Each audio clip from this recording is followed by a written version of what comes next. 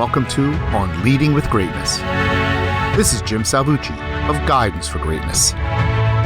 This week's installment, the Assumption Audit, Challenge, Disruption, and Growth. When Quinn the Eskimo gets here, all the pigeons gonna run to him. Bob Dylan. If you've been paying any attention to my writing, you'll be unsurprised to hear that I used to teach a college course on Bob Dylan. When I first floated the idea, colleagues cocked their eyebrows at me. This was before he won the Nobel Prize in Literature, so a few even scoffed. A lot of students figured it would be a cakewalk to an easy A. Little did they know, it was intensely rigorous, all the more so since it was aimed at juniors and seniors. No one coasted through my Dylan course. So why bring up this course? I want to tell you about the final assignment. Instead of a soul-sucking exam. Seriously, what kind of a sicko would dream up a test about Bob Dylan? I had them write a short paper in response to the following prompt. Encounters with powerful artists, whatever our views of their work, affect us in a variety of ways. Maybe they challenge our cultural assumptions, or maybe they affirm them. How has Bob Dylan and his work changed, challenged, or affirmed any of your previously held assumptions? These assumptions do not have to be particularly profound or even significant, but you will have to argue your position thoroughly and persuasively. Yes, I had them do an assumption audit, an evaluation of the ideas they readily embraced without conscious consideration. I gave them the assignment well in advance so that they could stew over it and leave us time for an in-depth discussion about the meaning of the phrase cultural assumptions. After all, few people, particularly young college students, have ever contemplated such things, let alone audited them. I can already hear some joker out there griping that my final assignment is the typical BS doled out by English professors. Typical, perhaps, but here's the reality. It's deceptively rigorous and demands a great deal of the students. Right from the start, it compels them to review the semester, but not in the rote way that a standard comprehensive exam would. My courses were way too hardcore for that pipsqueak stuff, which is often more about rigmarole than rigor. Instead, they had to view the semester from a fresh angle while also questioning their core beliefs and values, probably for the first time in their lives. Their performance had nothing to do with whether they loved or loathed Bob Dylan. A great paper? It had to show some high-level reasoning, particularly deft evaluation. Plus, it needed to dive deep into how they think about their own thinking, aka metacognition, which would help shift their perspective on the course material and force them to learn something about themselves. On top of that, they had to accomplish all this in a few pages of persuasive prose, meaning their papers had to be clear, concise, precise. In short, fluff-free. This, my friends, was one kick-ass little assignment. Leaders dash toward disruption.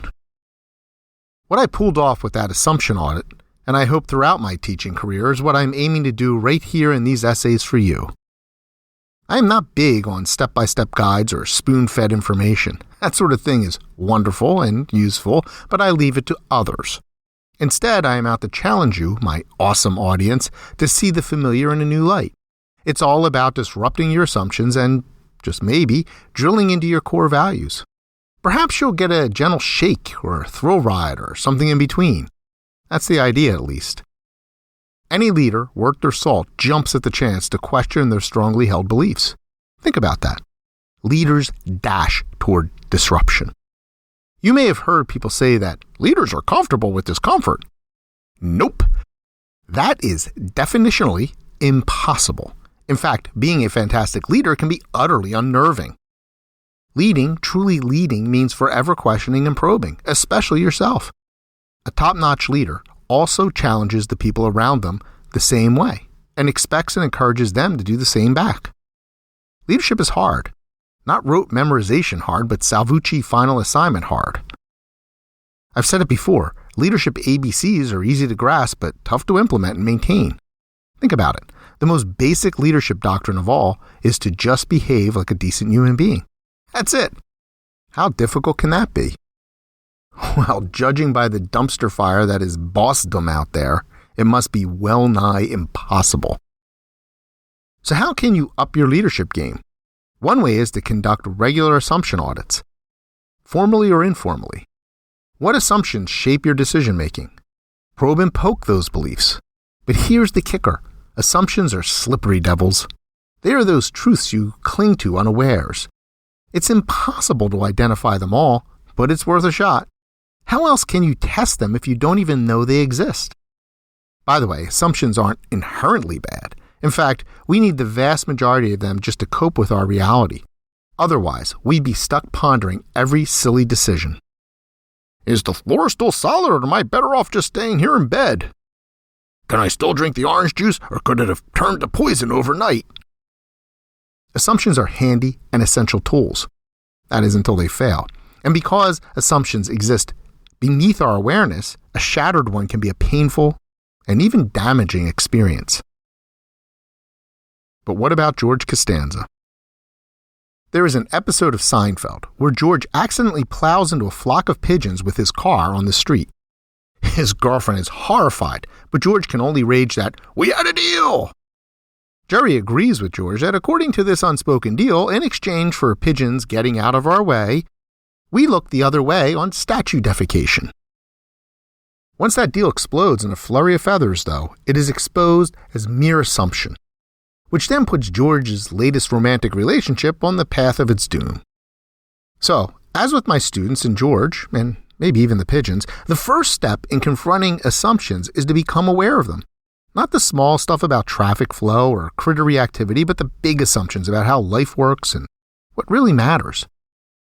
Many of these assumptions you may recognize as self-limiting beliefs, those dead wrong mantras that play in our brains and keep us down.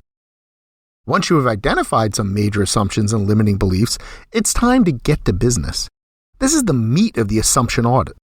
Again, it doesn't have to be a formal process, but you need to evaluate, then revise or eliminate, and finally start over. Only then can you truly grow. That's what I offered my students in my own little way, the opportunity to grow. And it's what I hope to offer here.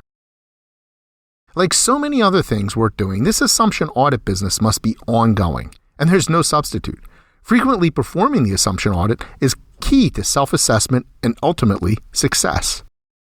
Otherwise, you'll end up blaming the poor pigeons every time you mow them down. Just like George. How often do you conduct formal or informal assumption audits? What assumptions do you make about yourself or the world that may be holding you back? Part of leadership growth is gaining rigorous self-awareness, and I can help. If you want to join the movement to guide young bosses to be the next generation of great leaders, visit guidanceforgreatness.com. Join the conversation by leaving a comment and leave a like or review. If you know someone who would be interested in this essay, please share it. Thank you to all my subscribers. If you are not yet a subscriber, be sure to subscribe to have On Leading with Greatness sent weekly to your inbox. I look forward to hearing from you.